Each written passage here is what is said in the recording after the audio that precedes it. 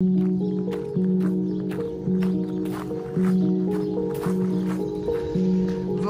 Cédric. Bonjour. Alors, je rentre alors. Non, passe devant, je te suis et je la porte derrière.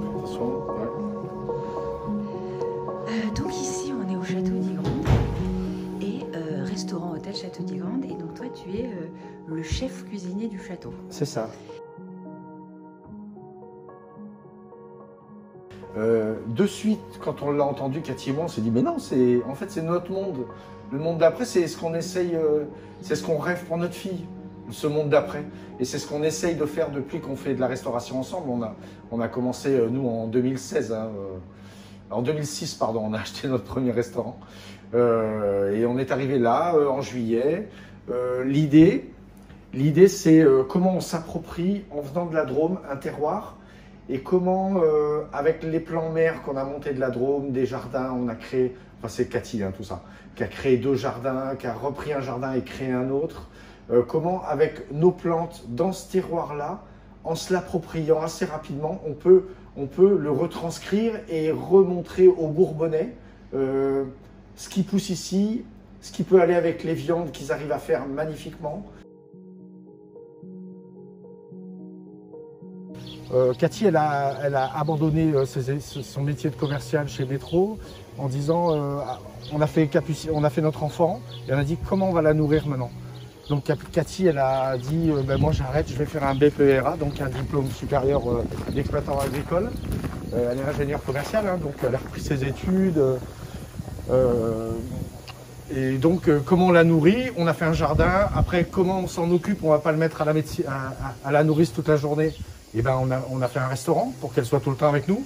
Et puis quand elle a eu plus besoin ni de nous ni du restaurant, on a dit mais qu'est-ce qu'on fait? Et ben il y a un gars qui est venu qui a dit j'adore votre terrasse, est-ce que je peux acheter votre restaurant? On a dit oui. Moi je suis parti sur un projet, on m'a appelé 2 jours après pour monter un projet à Pierre-Latte qui a avorté. Et une fois qu'on n'avait plus le restaurant à nous et que ma place me plaisait plus, et ben on s'est mis à disposition et puis le projet Ygrande est arrivé. C'est ce qu'on a réalisé pendant le Covid. D'accord. C'est-à-dire ici, il n'y avait ni dalle, c'était de la terre battue partout. Voilà ce qu'on a fait, nous, de notre Covid, pour rester soudés, pour rester ensemble, pour rester au château, pour continuer à valoriser le château. Ça, c'est tout ce que vous voyez au mur, c'est un cèdre qui a été foudroyé il y a 20 ans, qui a été tranché, qui a été coupé. Donc ça, c'est les planches de cèdre. C'est l'ancien mobilier du restaurant. Ça, c'est pareil, le cèdre. Qu'on a coupé, poncé, ça c'est des chênes qu'on est allé couper dans le bois. Donc on peut pas faire plus local. On n'a pas réussi à forger nos propres clous, mais si on avait pu, on aurait essayé. Donc voilà, c'est un peu notre endroit à nous maintenant.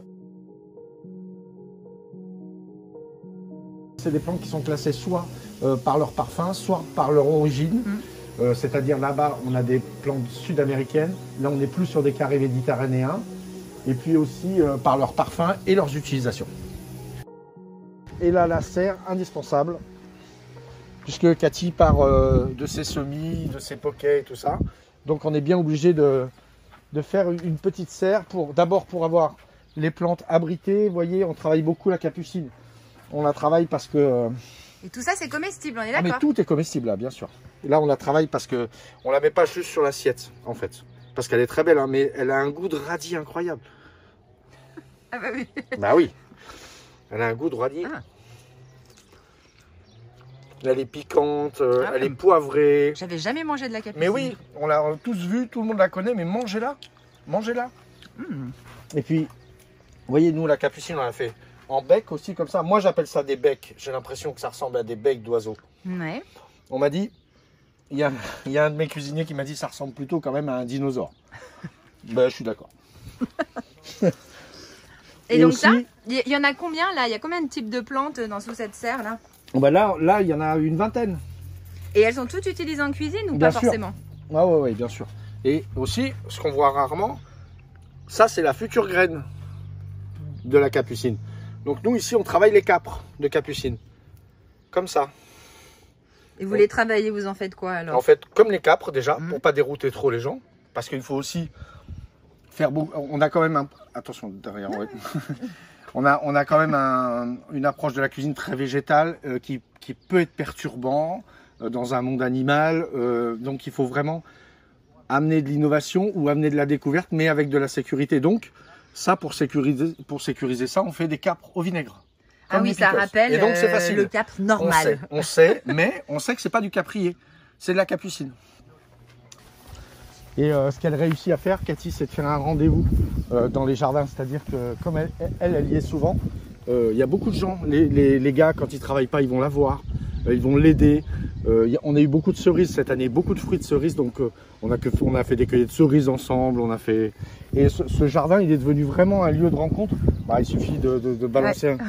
Voilà, enfin ils sont là quoi. Voilà, oui. Le restaurant n'est pas ouvert, ils sont là.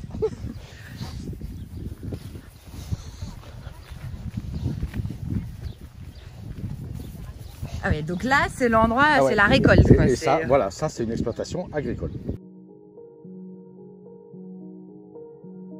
Là, en ce moment, je fais ici, donc avec le fabuleux charolais, hein, que j'ai redécouvert, hein, parce que le charolais que je travaillais dans la Drôme, c'est pas du tout le charolais d'ici. C'est pas du tout les bêtes sélectionnées par la Sicaba et tout ça. On a des morceaux incroyables. Donc le charolais que je passe à la plancha régulièrement pour bien le faire croûter, pour avoir une cuisson bien homogène, il me faut une plante qui résiste bien à la cuisson et qui résiste bien à la plancha, qui continue à donner son goût après quand je ralentis la température. Donc ça, les pasotes avec le filet de bœuf en ce moment, c'est génial. On peut aussi braiser des viandes blanches avec épaules de lapin, cuisses de lapin, cuisses de pintade, du pintado Auvergne ou du pintado Auvergne. On vient les couper nous avant chaque service, ces plantes-là, parce qu'elles sont beaucoup mieux dans la terre, ancrées dans leurs racines, avec leurs copines, que dans mon frigo, dans un bac d'eau où j'ai du mal à... Donc on cueille avant chaque service. L'approche végane, ça vient aussi des cavaliers, évidemment, hein, puisqu'ils sont toute la journée avec leurs chevaux, ils sont très sensibles à la cause animale. Pardon. Et donc, on fait des véganes. On a toujours, sur toutes les cartes, une entrée, un plat, un dessert vegan. Et maintenant, on y a trouvé le prétexte de s'amuser. Ça veut dire que, par exemple, on a fait une meringue avec une compotée de fraises pour les véganes, mais une meringue sans œufs, donc une meringue végétale issue du soja en fait. Donc on fait une sorte de meringue qu'on sèche plutôt qu'on cuit. Et du coup, ça force un peu nous, cuisiniers, ça nous rajoute des contraintes, mais des contraintes hyper intéressantes. C'est des challenges en fait, voilà. Et là, on a fait un burger, pour les véganes, on a fait un burger. Donc on fait un pain maison au charbon, on fait confire des grosses tranches de céleri bien épaisses qu'on panne dans une chapelure pour faire croire à un steak haché. On passe à la plancha et voilà.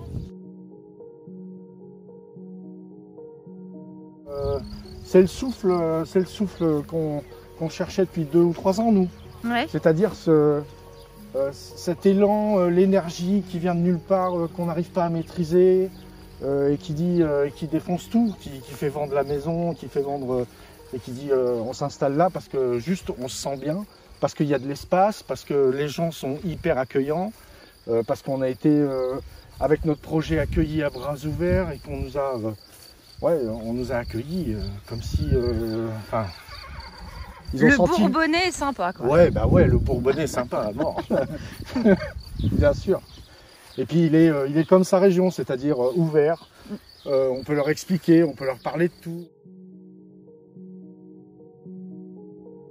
En fait, les chevaux sont répartis par plusieurs groupes, par affinité, par âge ou par utilisation. Donc, pour ceux-là, ce sont plutôt des chevaux qui ont un peu d'âge, donc qui sont plus trop montés, soit en retraite, soit en pré-retraite.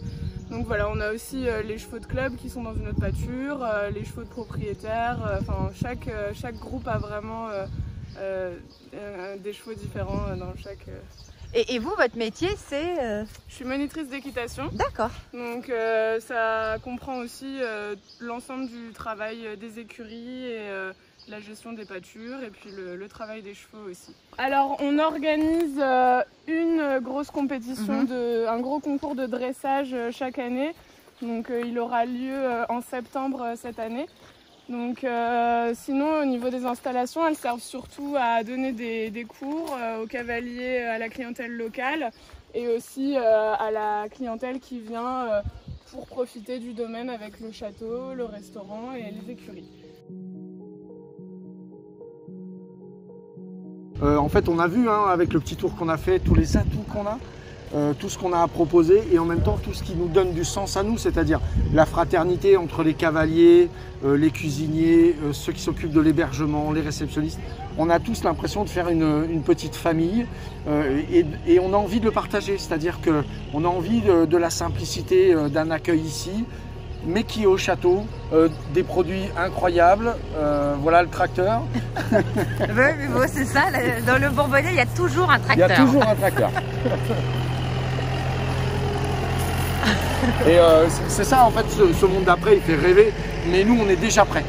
On est déjà prêts, on a la place, on a l'espace. Moi j'ai ma culture cuisine, plantes, légumes, en bio, en biodynamie. Vous avez vu tout à l'heure qu'on était en train de travailler là-dessus. Tout n'est pas fait local, évidemment, mais on achète beaucoup. C'est la première fois que je travaille dans un endroit où il y a autant d'élevage. Et donc, j'ai pas besoin de sortir ni du département pour trouver mes viandes. Les légumes, les plantes sont là. On est là. Eh bien, merci beaucoup Cédric pour cette belle balade qui fait du bien. C'est la première post-confinement. Donc, merci beaucoup. On te souhaite une reprise et on va venir tester, je pense, les pique-niques chics du château d'Ygrande. Ok, super. Merci beaucoup. Et merci. Au revoir. Au revoir.